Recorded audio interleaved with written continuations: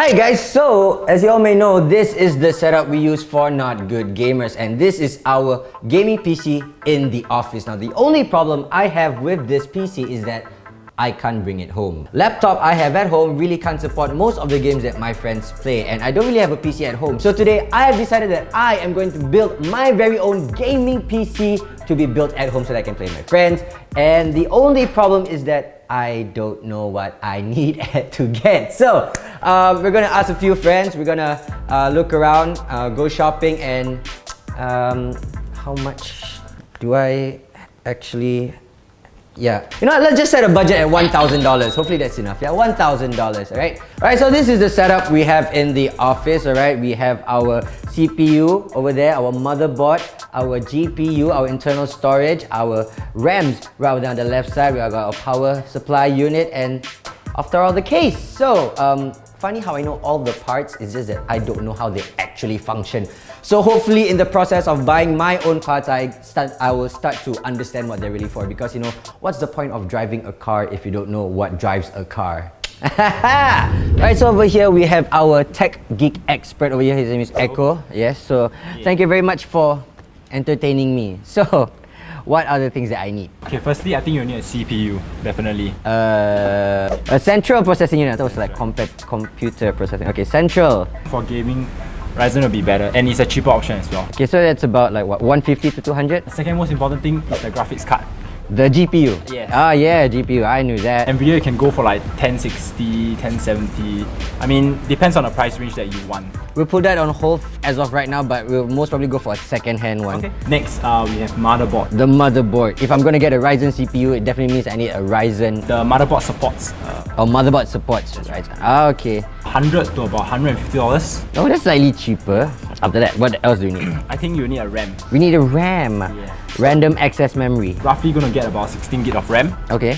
So that's good, right? 16 gigs is good, yeah? It's more than enough. Alright, so how much would that cost? $120 to $150. Okay, after RAM, you need a storage. Yes. So SSD and hard drive. Yes, so we definitely need to get an SSD because for your OS boot up, SSD will cost about, I'll say $80.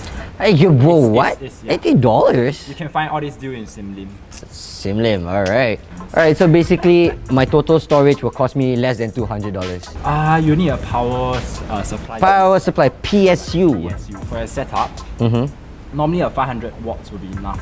500 watts, okay. But you just want to get something in excess like 600 or 650. Prices range between $50 to about $75. Oh, that's alright. That's okay. It doesn't matter if it's new or used for me, in my opinion. Yeah, depending on the brand, you need to buy a good power supply unit, because if not, let's say if it's a bad power supply, if the thing short circuit, your whole board will...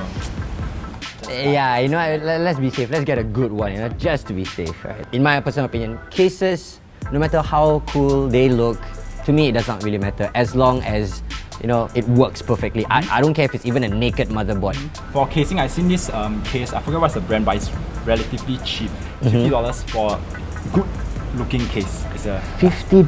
Yes. Let's have a rough estimate of what we have so far, okay? Okay, so this is our worst case scenario, 1075. We can cut a lot. We can cut a lot? Yeah. If we bust this, we suck at shopping, honestly, in my opinion. If we bust this, we suck. We won't bust. We won't bust? Echo says we won't bust. So, you're following me to SimLim. I don't care. Okay. Alright, so right now we're at SimLim, and we're going to get some parts here because we found some other good deals on carousels. We're going to walk around and compare prices to see whether there's even space in a budget to, like, you know, move around. So, let's go.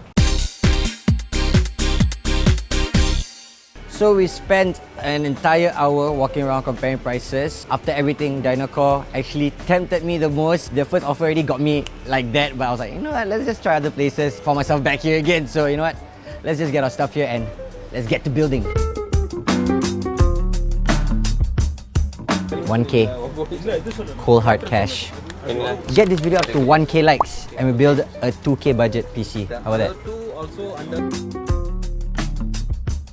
It hurts a bit, but it's okay.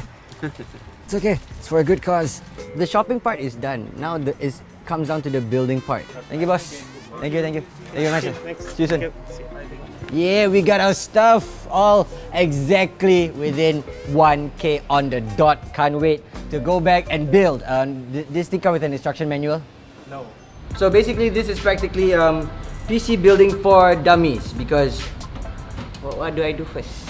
Alright, so first things first, we got the motherboard over here. I got a Gigabyte B450, and the motherboard is the backbone of all the PCs. And I'm actually very scared because they say that you can actually mess this up pretty easily because it's super sensitive, and I'm a very klutzy kind of guy. There you go. This is the Gigabyte 450. Now, first I would need to put my CPU on it. So for the CPU, we've got an AMD Ryzen 5 2600. Here's the chip. To put it there. Yeesh. Okay. Confirm. Okay, then lock it in. Yay! First step done. And so we've got the CPU cooler right here. I've been told not to touch this this gray spot here because that's where the thermal solution is. Alright, so now I have to screw in the CPU cooler, so this might take a while.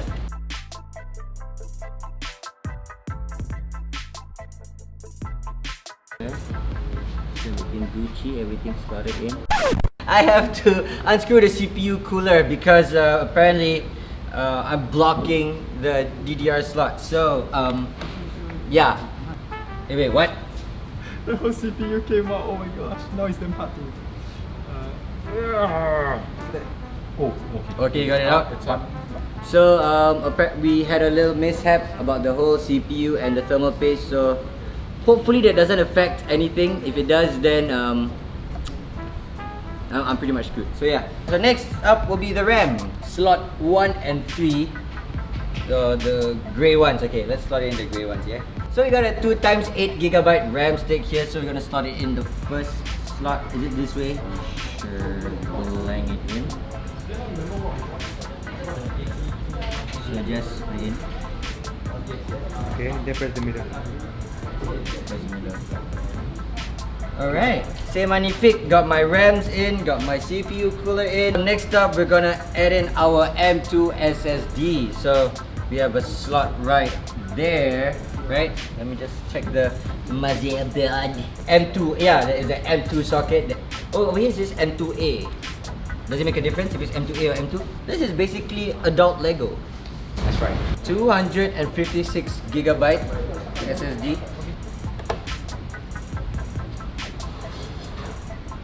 Is that enough? So as of right now, we're done for the motherboard. So we're gonna put this aside and we're gonna open up the case.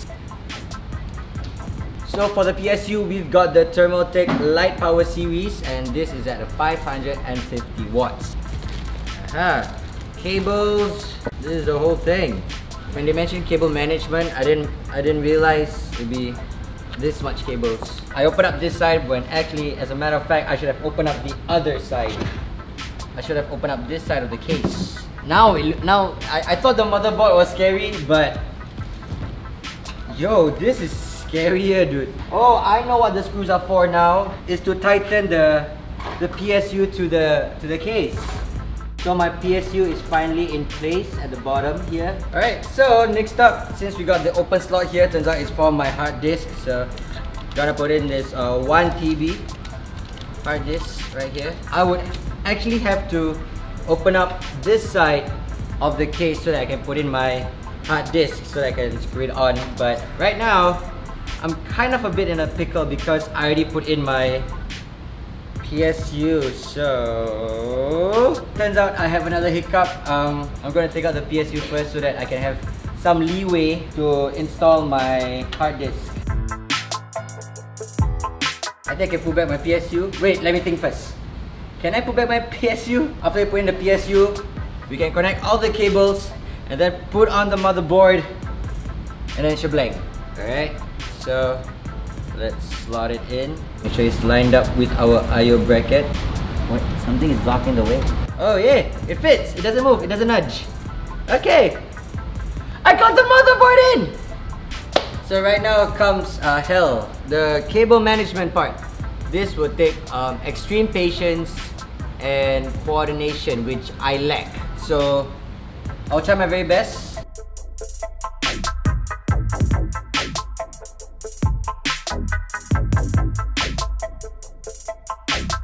I'm not proud of this, but Yeah, this is how my cable management looks like. So yeah, now it's down to the GPU. Alright, so we got here ourselves a 1660 Ti. At first, we wanted to get a 1070 Ti used one, but the guys at Dynacore were so nice to give this one a suggest that this runs almost the same as a 1070 and it's brand new. It even comes with the shop warranty, so thank you guys at Dynacore. After putting in our GPU, we realized that we didn't actually have space to put in our Wi-Fi. At first, we were thinking like, oh my god, if we couldn't fix it in, like, oh my god, what are we gonna do? And we called Dynacore and they were like, you can, just do. And we were like, are you sure? Yes, just do. And we did it and it's in there. Nice, very nice. Alright guys, so after 3.5 hours, close to 4 hours, well, now is the moment of truth. $1,000 PC, let's go. Wait, what are you guys running away? Everyone's running away. Everyone's so afraid that it might explode.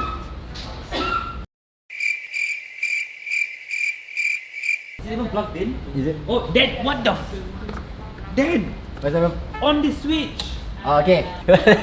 I knew that. Alright, 3, 2, 1, bang. Whew. Everything's running. Okay, it's running. Is the monitor on? That's right! Finally, we got some life. Okay. It works! Okie dokie. No noise, no beeping. So... Alright, so right now we're just gonna do all the necessary setup and install Windows 10 and then let's carry on with the performance part of the video. So after booting up the PC, everything looks great. We've got our processor up and running, our 6-core processor, but the only thing that we need to do now is just to download the right drivers that this PC needs. So we're gonna connect to an Ethernet and just let it load a bit more. So after installing a few games and trying it out on this PC, so far everything seems super smooth.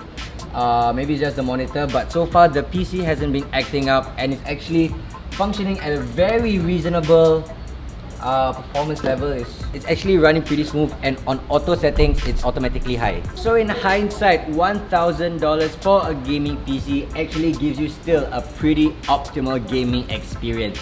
I haven't tried out the headset yet, not sure about the audio, but we did test it out and everything actually sounds pretty alright, but I haven't really been in depth. But visually, everything is pretty okay. And just want to give a huge shout out to the guys at Dynacore for helping us out pick the parts and actually breaking it down for us about which part. And because we actually had a budget, we actually had like a list on how much we should spend. Yep, it's right here. We calculated everything.